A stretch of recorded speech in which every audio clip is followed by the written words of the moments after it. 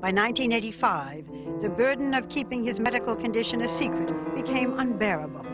So after months of agonizing, Byron Janis chose a White House luncheon to reveal his condition for the first time by becoming a spokesman for the Arthritis Foundation.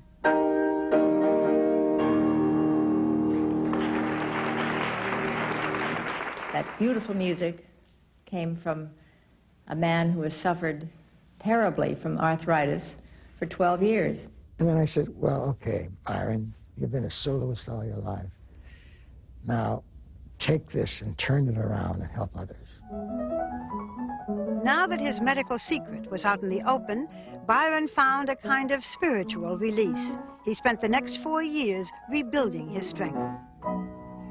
I started to play again in 1989. I was really playing well. I played in New York, I played in Paris, I played all over the place. I thought, I'm back, I can play again.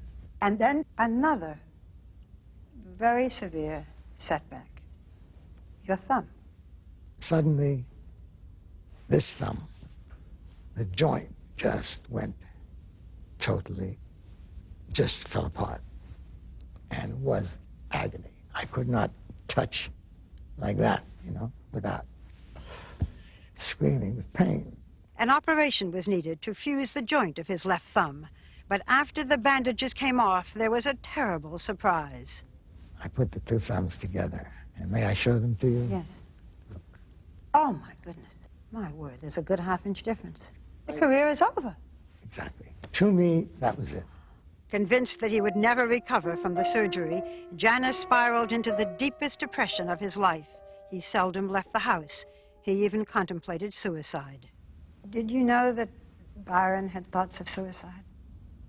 Yes, he told me that. For him, music was his life. It isn't like you're losing a profession or a job.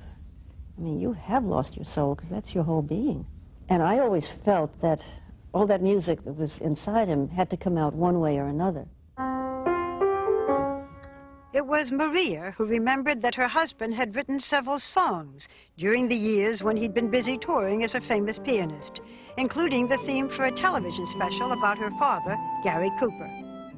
She brought the songs to the attention of a major music publisher, where they were so well received that Byron was offered the chance to write the score for a musical.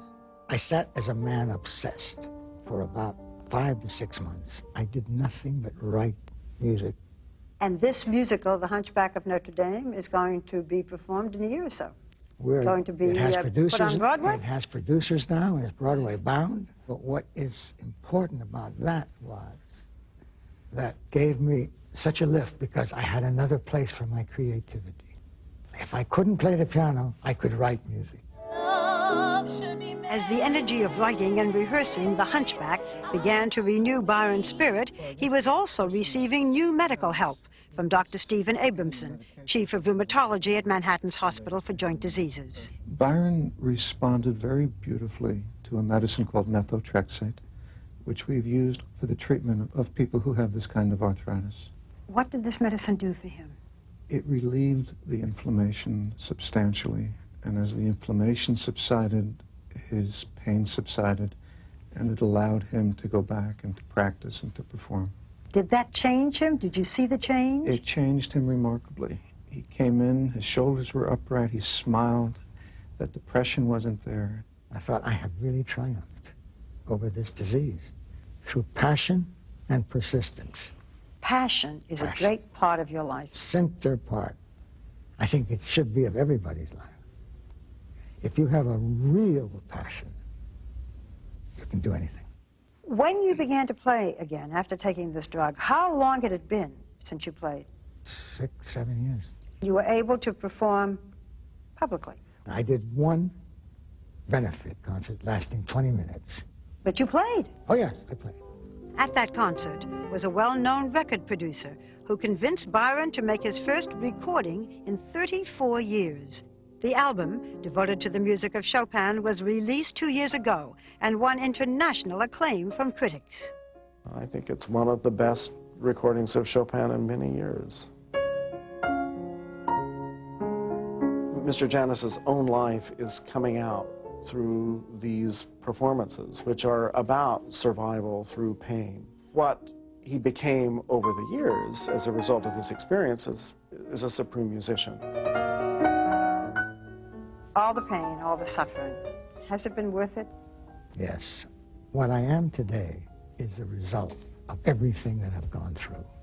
I wouldn't change one thing in my life. So now you are a concert pianist once more? I'm a concert pianist again who is really playing well. And I thought, how wonderful. Now comes my reward. Would you do some Chopin for us? With great pleasure. Waltz. How's that? A waltz.